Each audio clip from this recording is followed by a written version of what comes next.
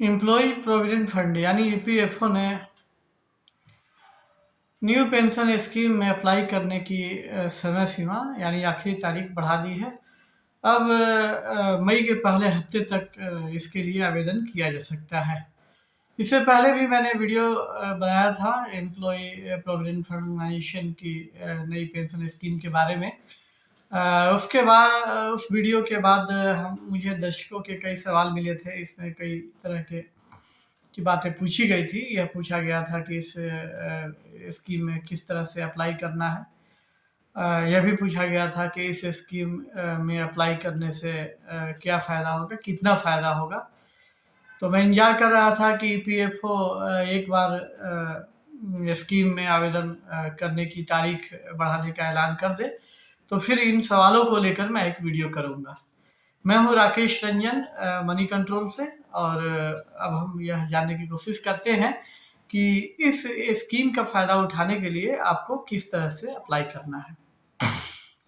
कई एम्प्लॉयर यानी कंपनियों ने हम पे अपने एम्प्लॉयज़ को मेल भेजे हैं। इस मेल में यह बताया गया है कि उन्हें किस तरह से अप्लाई करना है, और फ्रीक्वेंटली आस्क्ड क्वेश्चन के नाम से भी एक फ़ाइल दी गई है, जिसमें कि इस स्कीम से जुड़ी मुख्य बातें को के बारे में बताया गया है।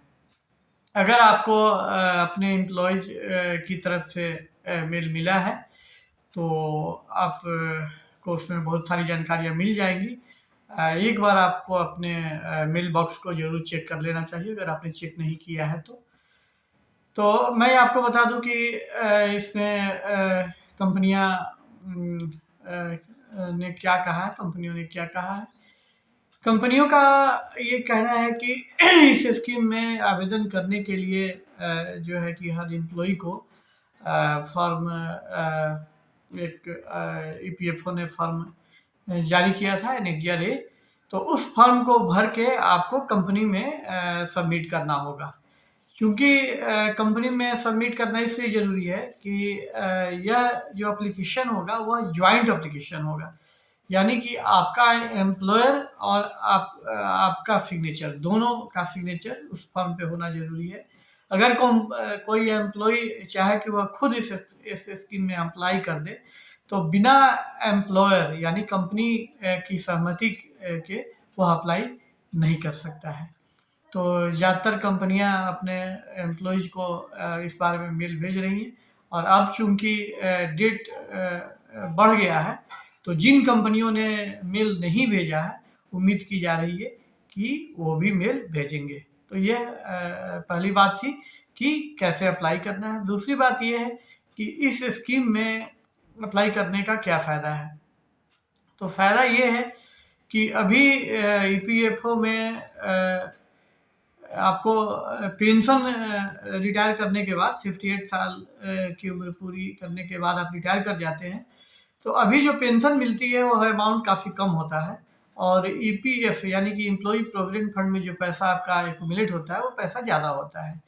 इस नई स्कीम को यदि आप ऑप्ट करते हैं, तो आपका पेंशन बढ़ जाएगा। पेंशन हर महीने जो मिलेगी वह ज़्यादा मिलेगी अभी की स्कीम के मुकाबले।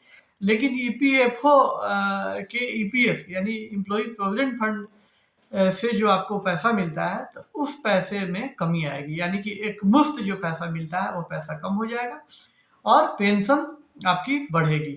तो यह हर व्यक्ति के लिए अपनी स्थितियों को देखकर फैसला लेने का विषय है।